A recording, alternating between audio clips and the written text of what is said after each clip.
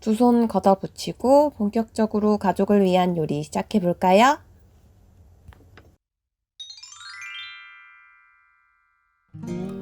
원래는 간단히 샐러드에 고기나 좀 구워볼 생각이었는데 냉장고에 깎아둔 지 오래 둔 감자가 있어 차마 모른 척 할 수 없었어요. 감자 퓨레도 만들어야겠다 싶었답니다.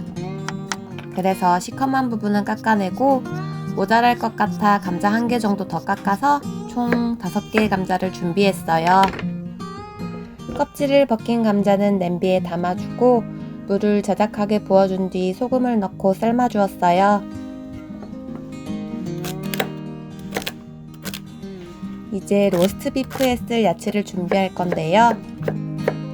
샐러리 줄기 사이즈에 맞춰 다이스 모양으로 썰어주시는데요. 당근과 양파 모두 샐러리와 비슷한 크기로 썰어주시면 된답니다.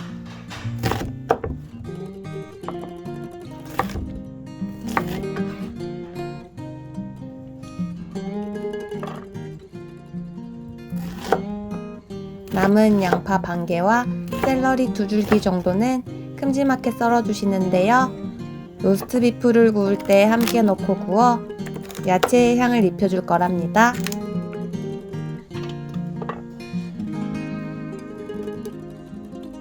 실은 한 가지 요리를 더 준비했어요. 아빠가 폴란드 다녀오시면서 정말 커다란 광어 아닌 넙치 아닌 광어를 2마리나 사다 주셔서 텃밭에서 따온 야채랑 토마토 같은 몇 가지 야채 더 준비해 올리브유 시즈닝해서 구워주려고요. 생선이 정말 싱싱해서 다른 시즈닝을 가미하지 않아도 맛있을 것 같았답니다.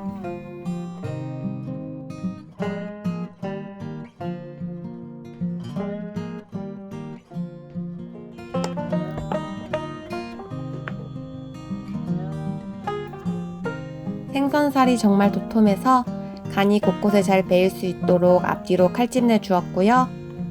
구운 야채도 로스트 비프에 가니쉬로 즐기면 좋을 것 같아 있는 야채 없는 야채 다 끄집어내서 올리브유를 둘러 함께 구워줄 거예요.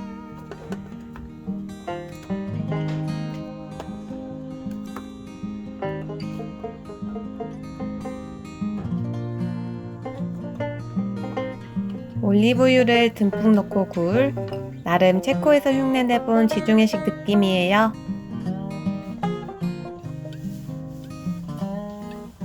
다른 요리 준비하는 동안 마리네이드 되라고 놔둘 건데요. 잘게 자른 마늘도 올려 마늘의 풍미가 배이도록 해줄 거랍니다. 건강에 정말 좋을 것 같지 않아요? 일반 야채를 올리브유를 넣고 바싹 구워내면 고소한 맛이 더해져 식욕을 자극한답니다. 야채 한두 가지만 넣고도 종종 구워 먹곤 해요.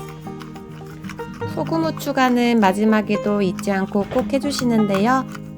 특히 생선 부분은 생선의 살이 도톰해서 야채 있는 부분보다 조금 더 많이 뿌려주었어요. 조금 짜지 않을까 싶을 정도로 간해주셔야 간이 딱 맞는답니다. 그렇다고 너무 소금 소태하시면 안 돼요. 아시죠?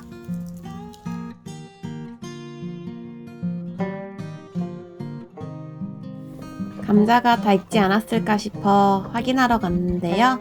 젓가락으로 찔러보니 푹 들어가는 걸 보아 맛있게 잘 익었나봐요. 잘 익은 감자는 체에 받쳐 물기를 빼주고 물기 뺀 감자를 뜨거운 상태에서 버터와 후추를 넣고 포크로 으깨줍니다. 저는 알갱이가 씹히는 게 좋아 그냥 으깨주었는데요. 부드러운 감자 퓨레를 원하시면 체에 받쳐 내려주셔도 돼요.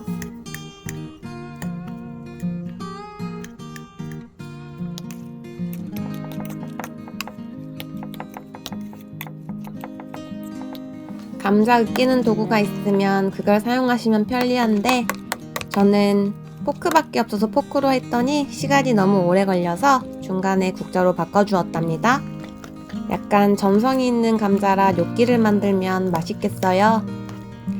으깨진 감자에 우유 1국자, 크림 2국자 넣어주고 소금으로 부족한 간을 더해 마무리합니다. 플레이팅 하기 직전에 다시 데우면서 농도는 맞출 거니까 이 정도만 준비해 두셔도 무방할 것 같아요.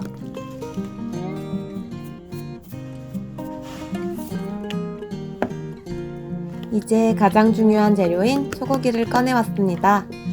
6명의 가족이 먹을 거라 1kg가 넘는 소고기 한 덩이를 사왔는데 한국에 비하면 고기 가격이 어찌나 싼지 다시 한번 감탄했답니다. 로스트 비프에 사용할 부위로는 등심, 안심, 채끝, 설도 등 좋아하는 살코기 부위를 추천드리고 준비한 소고기 덩이는 겉의 근막과 지방질을 얼추 제거해주세요.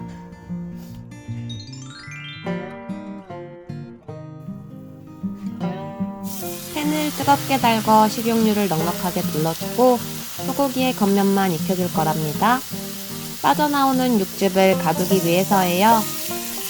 강한 불에 겉면만 익힌 소고기는 오븐팬에 아까 큼지막하게 썰어둔 야채들과 함께 담아주고 버터 몇 덩어리를 얹어준 뒤 호일을 덮어줍니다. 190도의 오븐에서 미디움에서 미디움 웰던을 위해 40분 정도 구워주었어요. 레어를 좋아하시면 10분 정도 덜 구워주시고요. 고기에 핏기가 싫으시면 웰던을 위해 오븐에서 10분 정도 더 구워주시면 돼요. 고기가 구워지는 동안 소스를 준비해 볼게요. 고기를 구웠던 팬에 자투리 고기들과 소스용으로 준비한 야채를 넣어줍니다. 센 불에서 한쪽 고기색이 진하게 날 때까지 구워주시고요. 뒤집어 주시면 되는데요. 여러가지 요리를 하며 고군분투하고 있는 저를 위해 이모부가 조명을 설치해 주셨어요. 환한 불빛을 보고 흥분한 언니가 도무지 카메라를 금방 두질 않네요. 언니야, 도와줄 거면 제대로 도와줘야지. 이게 뭐야?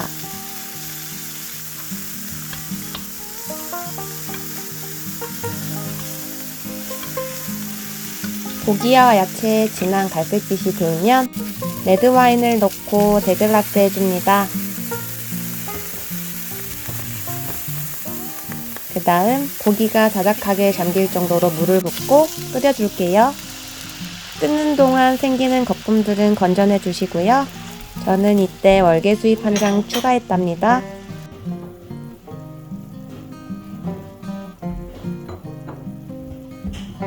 팬이 너무 넓적한 것 같아 소스팬으로 옮겨주고 마저 끓여주었어요. 푹 끓여진 육수는 체에 받쳐주고 맛있는 소스를 위해 계속 졸여주다가 소금, 후추로 부족한 간 채워주고 전분으로 농도 맞춰주고 소량의 버터를 넣고 소스는 이쯤에서 마무리했답니다. 구워져 나온 고기는 10분에서 15분간 실온에 두어 레스팅 할게요. 그동안 아까 마리네이드 해두었던 생선을 구워봅니다. 언니가 어여쁜 색의 고구마도 추가해서 더 넣어줬어요. 플레이팅을 위해 감자 퓨레도 다시 데워주었는데요. 약간 되직해져서 우유와 크림을 더 넣고 부족한 간은 소금으로 맞춰 마무리했답니다. 이야, 이 육즙 가득 머금은 로스트 비프 좀 보세요. 고기 밑간할 때 칼집 넣고 통마늘을 넣어주었더니 고기 군데군데 슬라이스한 마늘의 단면이 보이네요. 접시도 따뜻하게 데워주고 따뜻한 퓨레를 플레이팅 해줍니다. 스테이크처럼 두툼하게 썰어진 로스트 비프를 부족하지 않게 2덩이씩 얹어줄게요.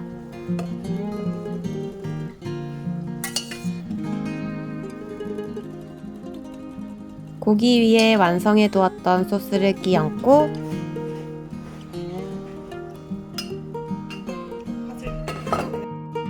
찹한 파슬리를 얹어 오늘의 요리를 끝내볼게요.